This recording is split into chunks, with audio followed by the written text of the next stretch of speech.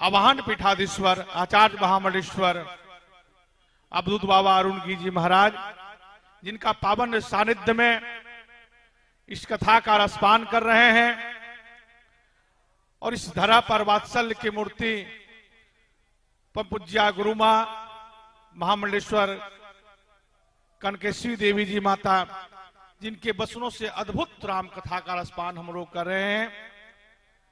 बहुत आनंद के साथ यह कुंभ की धरा, गुरुदेव कल कह रहे थे कि यह जो महाकुंभ लगा है और इस महाकुंभ में स्नान का फल 1000 अश्वमेध यज्ञ किया जाए, 100 वाजपेयी यज्ञ किया जाए, 1 लाख पृथ्वी का चक्कर लगाया जाए, उसके पुण्य को एक साथ रखा जाए एक तराजू पर, और इस महाकुंभ में आप एक डुबकी लगाएंगे, उसके पुण्य को एक तराजू पर रखेंगे तो दोनों बराबर होगा। आज के समय में हम आपस में जग कर नहीं सकते, वाजपेयी जग कर नहीं सकते, क्योंकि इसके उत्तराधिकारी वही है जो किसी ने कभी टैक्स न दिया हो। इसलिए उसमें अश्वमेध जग, वाजपेयी जग राजा महाराजा करते थे, उनको टैक्स नहीं लगता था। आज प्रधानमंत्री राष्ट्रपति भी चाहे तो नहीं कर सकते हैं, क्योंकि वो अभी कोई सामान खरीदते हैं तो उनके साथ टैक्स जुड़ा हुआ आता है। अभी एक नेता है, वो कह रहे थे कि लोग वहां पाप धोने के लिए जाते हैं। गुरुदेव ने बहुत बढ़िया जवाब दिया कि पाप धोने ही नहीं, पुण्य कमाने के लिए आते हैं।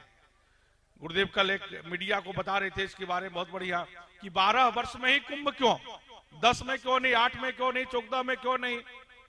कुंभ का मतलब कलश। तो बोले स्वर्ण का कलश लेकर के जब समुद्र मंथन हुआ लेकर के चले तो दैत्यों और अदैत्यों के बीच में 12 दिन तक झगड़ा हुआ। तो हम लोगों का एक दिन देवताओं का 1 वर्ष होता है, इसीलिए वह 12 दिन के बाद, 12 वर्ष के बाद कुंभ लगता है। गंगा एक बार नारायण के पास गई और कहे कि हे भगवान, आपने मुझे कहा कि सबके पाप को आप धोगे, लेकिन धोते धोते मैं तो गंदी हो जाऊंगा, फिर मेरा पाप कौन धोएगा। तो भगवान ने कहा कि 12 वर्ष के बाद कुंभ लगेगा, जिसमें सभी नागा, सन्यासी, वैरागी, ब्रह्मचारी, जगत गुरु, शंकराचार्य सभी लोग स्नान करेंगे और अपने पुण्यों के तप से तेरे पापों को जला करके और पुण्य दे करके आएंगे। इसीलिए महाकुंभ में जितने संत महात्मा, जोगी, जंगम, मुनि जितने रहते हैं वह सभी लोग आते हैं। जितने 33 कोटि प्रकार के देवता हैं वह सभी लोग स्नान करने के लिए आते हैं। कैसे स्नान करते हैं, अपने शरीर में तो कर नहीं सकते, तो ऐसे संतों के शरीर में प्रवेश कर करके वह लोग स्नान करते हैं। हम ही लोग अनुभूति करते हैं, जब जाते हैं तो जो भीड़ होती है, जो ऊर्जा होती है, जो एनर्जी होती है, वह आते समय नहीं होती। तो हम लोगों को अनुभूति होता है कि भाई कहीं न कहीं कुछ हम लोगों के अंदर शरीर में प्रवेश कर गया था, नागाओं के शरीर में प्रवेश कर गया था। तो ऐसे अद्भुत हमारे गुरुदेव की वाणी समझाने की अद्भुत इनकी कृपा। कल आप लोगों को मैंने बताया कि अद्भुत रचना इन्होंने जो कृष्ण चरित्र मानस की है।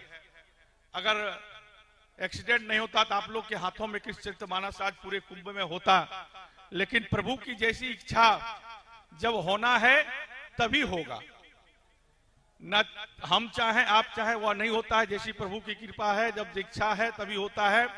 आइए परम पूज्य गुरुदेव अर्चनीय, वंदनीय, पूजनीय हमारे आवाहन सरकार, आवाहन पीठाधीश्वर आचार्य महामंडलेश्वर जी के वचनों से हम लोग आशीर्वाद लें और आनंद लें।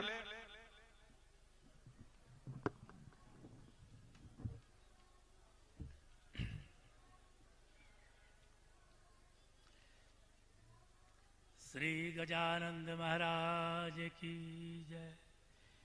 किनाराम सरकार आरती करें।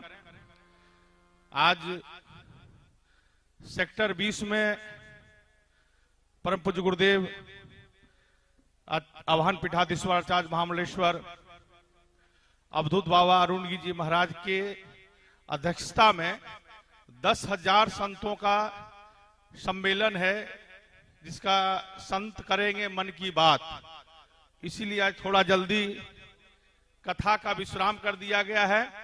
जो गाय पर संवाद होगा। सब चीज पर संवाद यहाँ हो रही है, तो गुरुदेव ने चिंता व्यक्त किया है कि गाय पर संवाद होना चाहिए, उसका एक भी संदेश चाह जाना चाहिए, गो हत्या बंद होना चाहिए, गो का संरक्षण होना चाहिए।